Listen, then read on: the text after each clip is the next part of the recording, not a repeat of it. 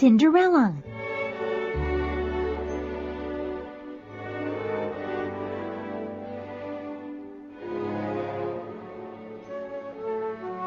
Once upon a time, there was a beautiful young girl whose mother died. She was always kind and thoughtful.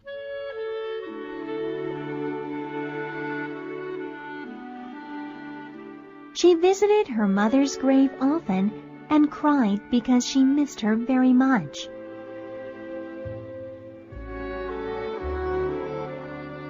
A short time later, the girl's father married again. His new wife had 2 daughters whom she brought with her. They were beautiful too, but their hearts were selfish and cruel.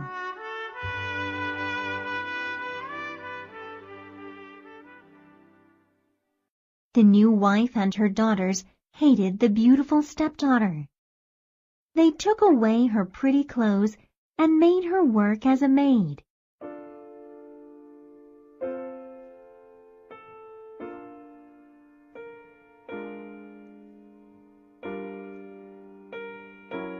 The poor girl had no place to sleep either. So she slept near the fireplace among the cinders.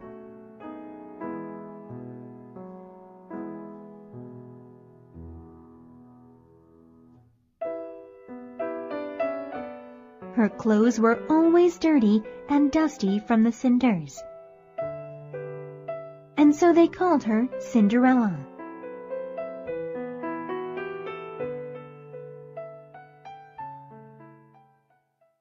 The stepmother and stepsisters were very cruel to poor Cinderella. Cinderella would go to her mother's grave often to cry.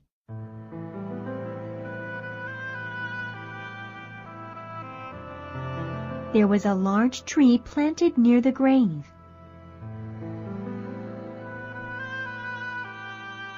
And on this tree was a little white bird who gave Cinderella everything she wished for.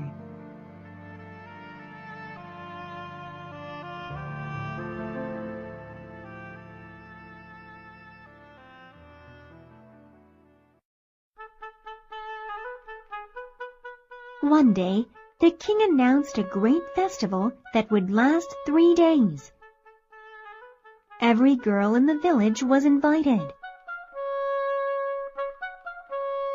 The young prince was going to find himself a bride. The stepsisters were busy looking for pretty dresses to wear. Cinderella, clean our shoes. Cinderella, brush our hair. Cinderella, clean our hair ribbons. We're going to the festival to meet the prince, they said to Cinderella. Poor Cinderella worked very hard for her stepsisters and stepmother. But her heart was sad because she really wanted to go too.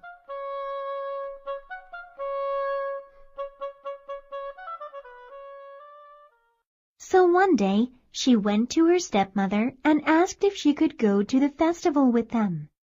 You, Cinderella? You can't come with us. You don't have anything to wear. Just look at you. You're covered in dirt. Oh, please, may I come with you? I will clean myself up and find something to wear, said Cinderella. We don't want to be seen with you, Cinderella. Besides, you have too much work to do at home. Here, I have made a list for you to do, said the stepmother.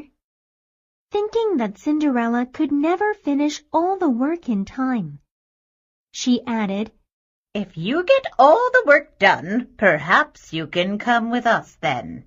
Thank you, cried Cinderella, and off she went to do everything on the list.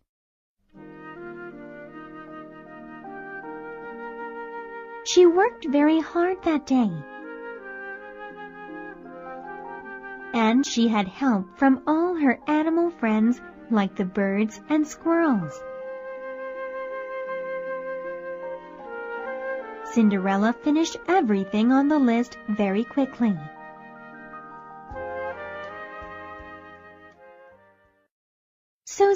Cinderella went to her stepmother again, thinking that she could finally go to the festival with them. But the stepmother was not happy at all that Cinderella had finished all her work. Cinderella, you may not come with us to the festival. We don't want to be seen with you. You have nothing to wear, and you look dirty. No, you can't come with us, that's final, said the stepmother unkindly.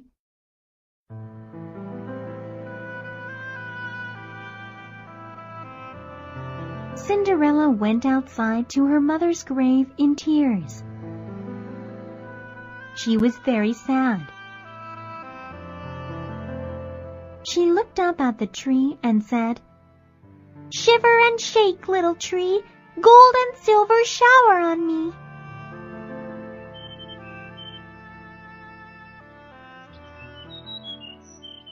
The little white bird threw down a beautiful dress made of silver and gold. Cinderella dressed quickly and went off to the festival.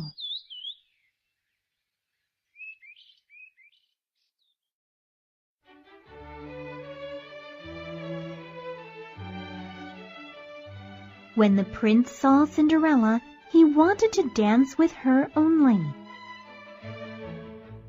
Nobody knew who Cinderella was, not even her stepmother and stepsisters.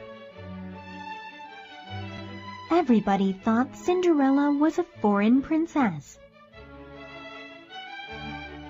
At the end of the evening, Cinderella wanted to go home before her stepmother and stepsisters did. But the prince did not want her to go. He asked her who she was, but she could not tell him. Cinderella was able to slip out when the prince wasn't looking and went home quickly.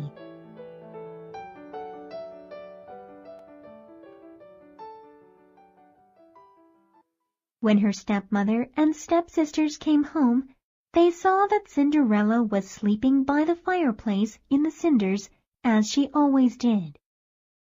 The next day, Cinderella went to the tree again and said, "Shiver and shake, little tree, gold and silver shower on me." Then the little white bird threw down an even more beautiful dress. Cinderella went to the festival again. Again she danced with the prince all night.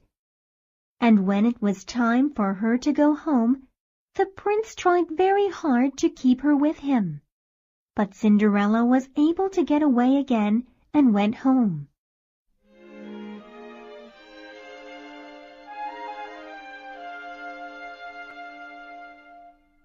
The prince was determined to find out who Cinderella was. He wanted to marry her. He told his father that he had found his bride at last. "When I see her again tomorrow night, I will make sure I keep her with me until she tells me who she is," said the prince. The next day, Cinderella again went to the tree by her mother's grave. "Shiver and shake, little tree, gold and silver shower on me." This time, the little bird threw down the most beautiful dress ever made. Cinderella looked very lovely in it. She also wore shoes made of gold. And that night, the prince danced with no one else but Cinderella as he had done the last 2 nights.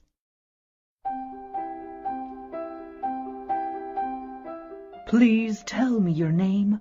I need to know who you are," said the prince to Cinderella. But Cinderella could not tell the prince who she was.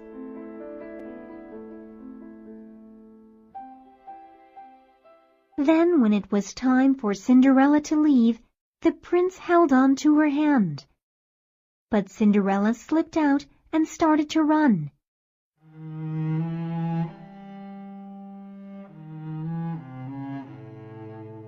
This night, Cinderella tripped and dropped one of her gold shoes on the stairs.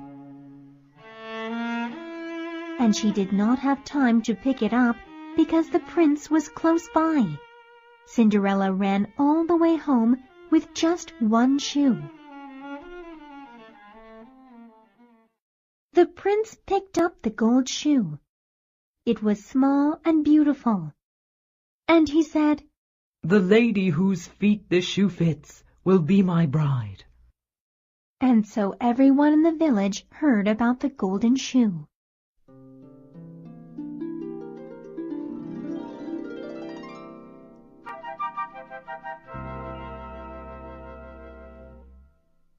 When the king's men came to Cinderella's home, her stepsisters were ready. When the older stepsister tried on the shoe, it did not fit. Her feet were too long. And when the second stepsister tried on the shoe, it did not fit her either. Her feet were too fat. "Do you have another daughter?" asked the king's men. "No, we don't. Well, I do have one stepdaughter, but you don't have to ask her. She's just like one of our servants," said the stepmother. "We must follow the king's orders, madam," said the king's men. "Please call her." And so Cinderella was called for. She put her foot into the golden shoe, and it fit beautifully. "We have found the princess bride," cried the king's men happily.